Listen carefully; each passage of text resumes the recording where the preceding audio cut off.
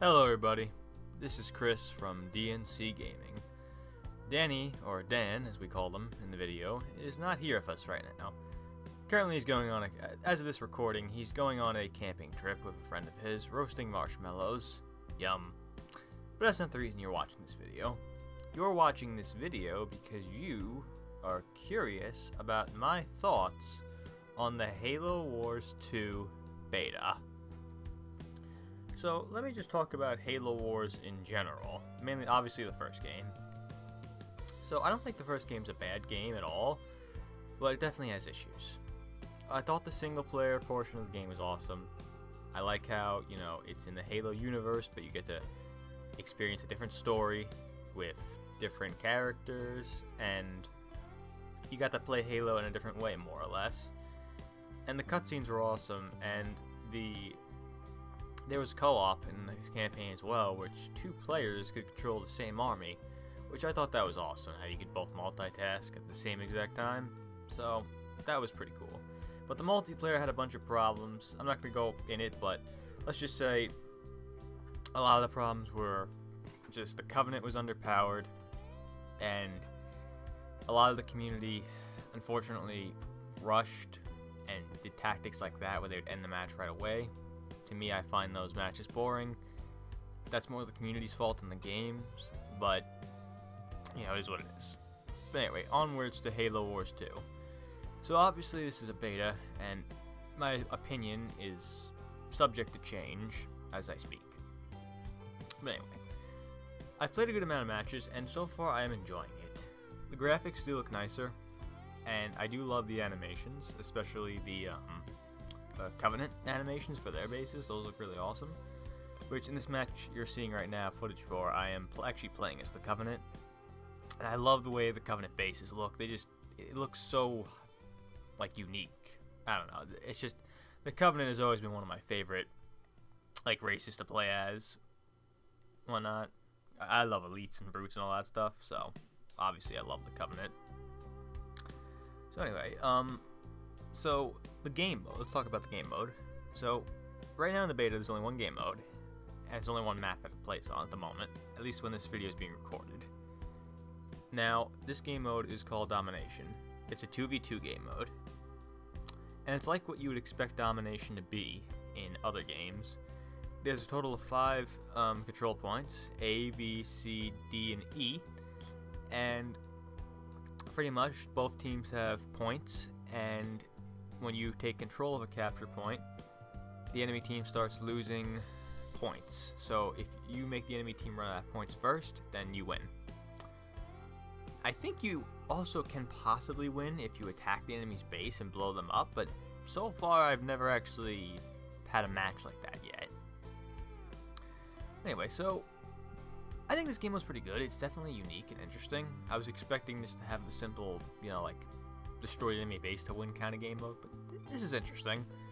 I do kind of wish it might have lasted a little longer. Maybe we could have 7,000 points, because I do enjoy a long drawn out fight, and I have gotten a good amount of those, but not every single match is going to be a long epic battle, but is what it is. So there's some new units for both the UNSC and the Covenant, I've noticed. I don't know all of them off the top of my head, but some of the new units are pretty cool. There's this one airship that the Covenant has. Again, I forgot the name, but this airship can actually be deployed on the ground and used as an artillery weapon, which is interesting.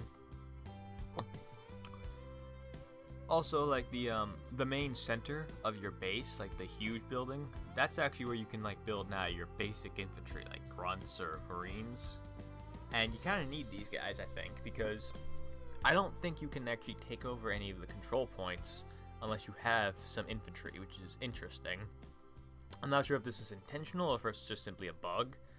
It could be either or, because, this is a beta and this game's not coming out for quite some time. Excuse me. So as you can see right here in the footage, there's some neutral enemies, some sentinels that are trying to guard the little objective. They're pretty easy to kill. You can kill them really early in the game, with some very,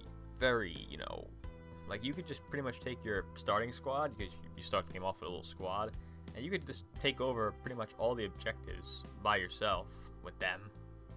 Like, unless an enemy player interferes, of course. But the enemy AI isn't really challenging, whatnot. And I'm not sure if they should make them maybe tougher, where you should have to maybe get build a bigger army. I don't know. But one other thing they changed that I think is pretty cool is they have a new resource, which if you look at the bottom right of the footage you're seeing, which you see the lightning bolt, that is power. And what that does is it's essentially like units in buildings require certain, not every unit, but some units in buildings require power to build. So this makes it where, you know, you can't just spam buildings and units if you have a bunch of supplies. You need power as well. But if you'll notice, the power I have is not going up as fast as my supplies. That's because it seems like the power extractors, which are the buildings you have to build to generate power, it seems like they don't generate as fast, whatnot. So if you really want to generate it really quick, you have to build a lot of these. So you definitely got to, you know, plan ahead and think about what you're going to do, which I think that's nice.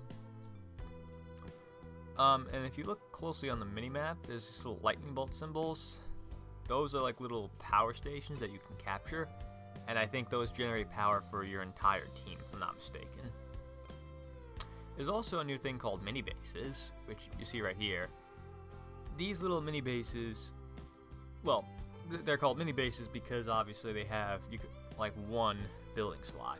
Now on the bottom of the map, there's actually one that, at least on this map, there's one that has 2 building slots. So essentially it's kind of like a key tactical point that you want to fight over and control, because if you have control of that little bottom base, you could build like, say, a barracks, or, you know, like an airfield or something, and you could start building units from there. The controls are kind of the same as they were in the last game. Which that brings me to my next point I want to talk about, which is, now this isn't going to be a problem with a regular game, but this game has like no tutorial or not in the beta, so it's difficult to get into. If you never played the original Halo Wars, or if it's been a while, it's going to be hard to get back into this because there's no tutorial like mode at all. There's a video that plays and you can rewatch it over again that explains the game, but in my opinion it doesn't do justice, because I feel like the only way to actually understand the game is just to simply play it. But if you're forced into multiplayer matches, it kind of puts pressure on you. You can't really go at your own pace. You just gotta hope you learn as you play. I mean, that's probably not gonna be an issue in the regular game, because there probably will be a tutorial, and there probably will be private matches you could make, so you can practice on your own, which is important. But right now, this is a bit of an issue. I mean, I got the hang of it after a while, but it does kind of, you know, suck trying to get used to this again. But anyway. So, now the leaders are back. They brought back Captain Cutter from the last game. He's one of the leaders. And now the leaders have their own skill trees. Well, not that you can bring up. I'm not sure if I brought it up yet in the footage you're seeing, but these skill trees are like abilities you can drop in. Like, he has the Mac Blast, which shoots like a big barrage from like above. He has a healing field that heals allies, and there's other things as well. Like, there's some passive abilities that like just affect your units and whatnot. Now I'm not sure if these are all specific to him, or if some of the leaders share like these, but I believe he has specific ones that he can only do. Like, he has one where he could drop in a little ODST squad, and there's an upgraded version, if you get it when you go down the skill tree, where he drops an ODST squad and a Cyclops and like I think a tank and some other cool stuff, whatnot, which is pretty cool. And thankfully he can't rain them down like he could in the last game, so it's more balanced, which I think that's a key part. So far, I have to say, this does feel pretty balanced. I mean, it's only one map, one game mode, whatnot, and there's only one leader available, and it just started, so, you know, people haven't figured out how to be cheap yet, but it feels pretty balanced, which I like. As far as the Covenant leader, the leader's name I believe is pronounced Aatrox, and now you don't play as him like in the last game. He has his own skills, like abilities, like I just said with Captain Cutter, and now I think he has his own unit, because there's a Brute Warlord you can get, and I'm gonna assume that depending on which leader you pick probably determines, you know, what units you get, because right now there's the grunt squads are occupied by brutes. So I imagine if you had like an elite leader or something, they probably would have, you know, like be accompanied by an elite, which that's worth pointing out. The as far as my knowledge goes, the only elite like units that they have are the elite rangers, at least in this beta, but that's subject to change. In fact, I didn't see any jackals now that I think about it, which is kind of shocking. You think they would have them, but I guess they must be specific to a leader or something. But anyway, so again, I do feel the beta was pretty good, or is good at the moment. I do hope, one gripe though, is that there only is one map and one game mode. I feel like that's not a very good way to test it. I feel like they need to add some more maps and maybe a more game mode. Because, sure, this map will probably come out really good when the final product is out, but unfortunately, if this is, you know, the only map we have, it's kind of difficult to balance the game and whatnot, so there's that. They also, I noticed there's no finishing moves like there was in the last game. I mean, either they simply just haven't updated it yet, or maybe they don't want to have it at all. I don't blame them, because, you know, I could imagine in a firefight, you know, if one of your units is doing a finishing move, when he should be attacking, like, another unit, that you know, I could see that being a problem. But speaking of awesome moves, the UNSC have a Spartan hero. They can only have one, but this guy's pretty tough, and he can do the hijack ability like in the last game, which is awesome. And this time he could actually hijack vultures, which they brought those back. If you remember, they were like these big powerful airships that wreaked havoc on everything. Oh, let me talk about the tech level. So if you remember in the last game, the tech level, you had to have level 3 tech to build this unit or this building. So it's kind of the same like that, but now it's based on your base alone. So let's say you upgrade the core component of the base to level 3, then you could build tech level 3 stuff at that base, but only at that base, not at, say, the other base. So again, you gotta be very strategic about things, about where you're gonna, you know, upgrade. So you could upgrade your, you know, back base, but then your units are gonna take a while longer to get to where they need to get to if you're building, like, you know, high level ones. They also brought back the veterancy, which that's essentially if a unit keeps killing enemies and survives, they get stronger. So that's cool. They also have the garrisons again, where you can put like units in these and they can, you know, like be tough to kill. Like they'll put up a fight, be a lot tougher because they have like a high ground advantage. And for the record, the UNSC, which they have snipers, a sniper unit, those guys actually work very well with the garrison because they have like a really long range, so they can hit people from afar, whatnot, which is really cool. One other issue I have had is when people quit. This is a problem with like any game, whatnot, but the thing is, some people quit like after the first couple minutes of a battle because they're losing. That's not fun. It's not fun when your teammate quits on you and you're by yourself and you get screwed over. And to me, it's not fun when, you know, the enemy team quits, because then it's kind of like I don't feel like I earned that victory. And on top of that, it's just, I don't know, it's just not fun. One thing also I noticed about Domination is different from the other games is if you just have one control point, even if the enemy has like 4 out of the 5, let's say you have 1, they still will be losing points. So this makes for some really like close matches sometimes. The footage you're seeing right here actually was a very, very close match I had and whatnot. It was really, really close. I'm not going to spoil what happens and whatnot, but it was a very, very, very good match. And it was probably one of the better matches I've had, maybe the best match I've played so far, as of this recording, of course. But I do have to say, when this game, it works. When it works, it works. And I really, really do enjoy it when it works. So, Halo Wars has a lot of potential, and I hope they, you know, take all the feedback they get and try and balance this out the best they can, while, you know, trying to make it as, you know, awesome as possible. So, that's it. This is Chris, signing off.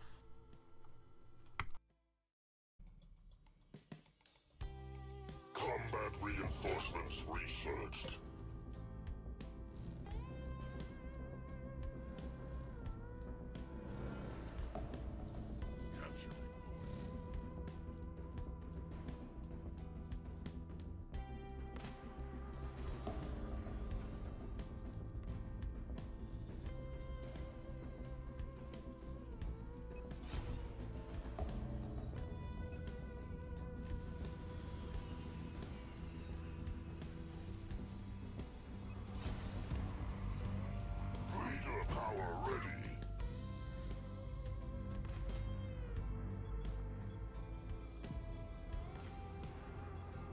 Cluster constructed. Local units. Upgrade complete.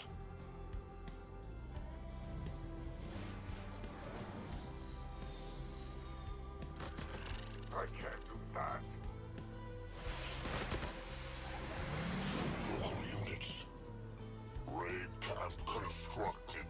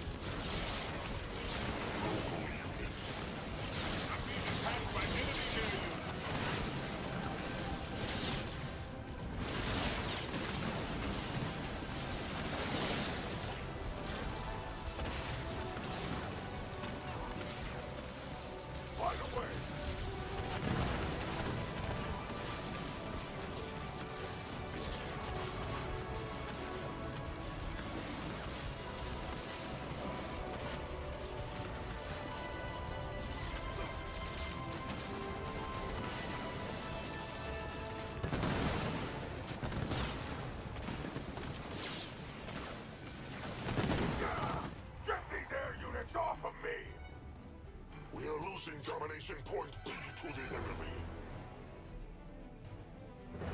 We are losing domination point B to the enemy. Our warlord has been assassinated. Location confirmed. I fire from air to it.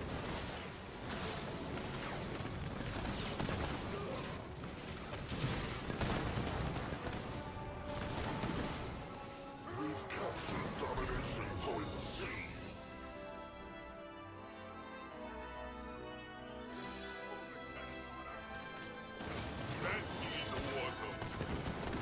I will see it done.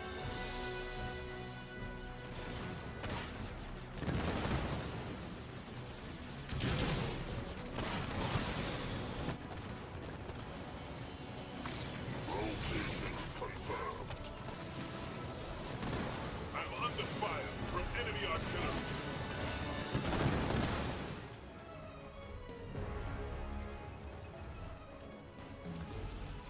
The enemy has captured domination point B.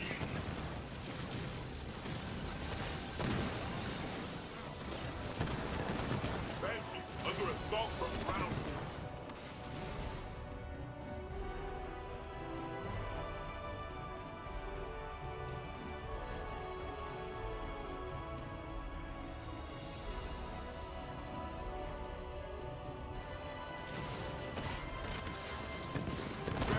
Under artillery assault.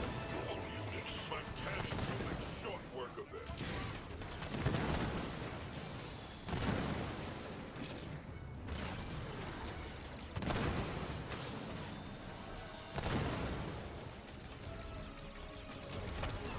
Losing domination point C to the enemy.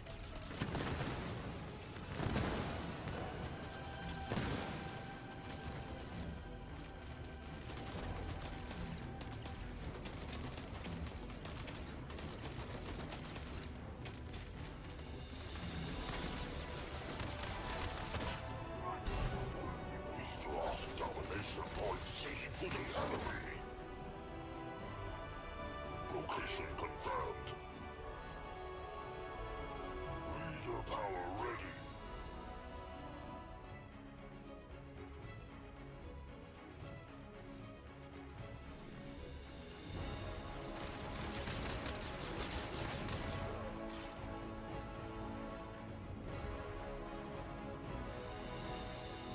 The enemy has captured domination point C.